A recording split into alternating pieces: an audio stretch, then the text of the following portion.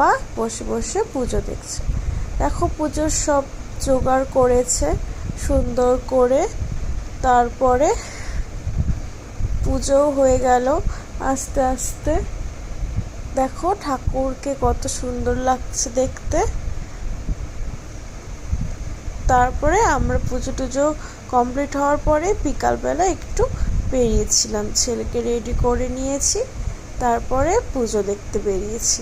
এখানে একটা মন্দিরে পুজো হচ্ছিল, আরও অনেকগুলো জায়গায় পুজো হয়েছে, তো সব জায়গায় ঠাকুরগুলো দেখেছি, খুবই ভালো লাগছিল।